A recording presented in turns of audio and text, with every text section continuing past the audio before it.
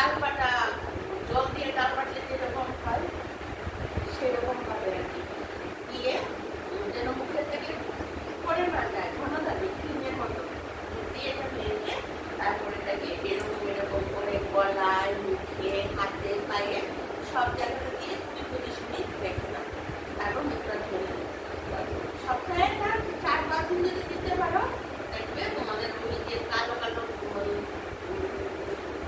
Tap পড়ে গেছিল সেগুলি সব উঠে যাবে, সে পুরোনো রঙে ফিরে আসবে। আবার যাদের রঙ একটু কালো ওরাও অনেকটা ফর্সা হয়ে যাবে। যারা এরকম না হয় রঙটা একটু কালো কালো খাওয়া ওদের রঙও অনেক ফর্সা হয়ে যাবে। কিন্তু দিতে হবে কমে ৪-৫ দিন দিতেই হবে। ওই একদিন মাসের ৩ দিনে কি কাজ হয় বলো? কোনোদিনও কাজ হবে না। কিন্তু সপ্তাহে ৪-৫ দিন। আর যদি বলো আমি প্রতিদিন দেবো, প্রতিদিন দিতে পারলে তো খুবই ভালো। আর আমি চুলের বলছি, যাদের চুল পড়ে যাচ্ছে, চুলের গ্রোথ কম হয়ে যাচ্ছে, ওরা কি করবে?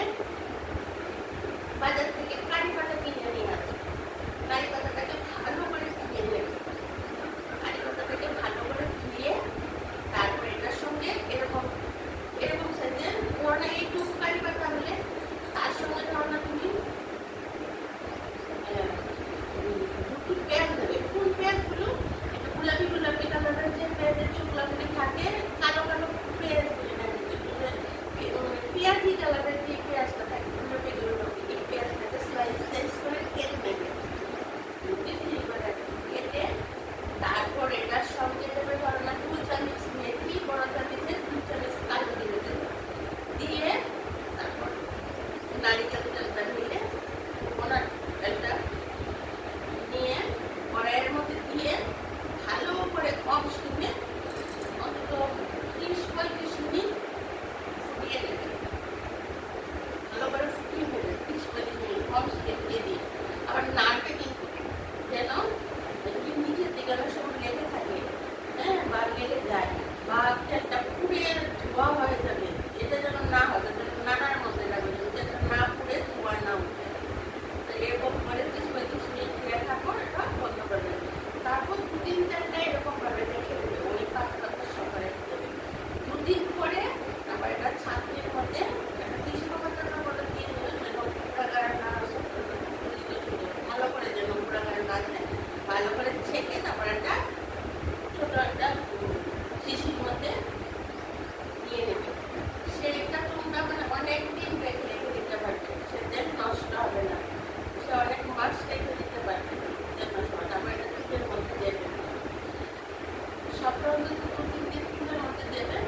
দেখবে চুল পড়া, তারপর মানে যারা টাক হয়ে যাচ্ছে, বাচ্চা বলো, বয়স্ক বলো, ছেলে মেয়ে সবার মানে চুল নতুন করে গজাবে আর চুল কালো হয় সুন্দর হবে। অনেকে পাতলা পাতলা হয়ে যাওয়া ডুবে যায়, খুব সুন্দর করে একদম মাথা ভর্তি চুল থাকবে। আর আরেকটা হচ্ছে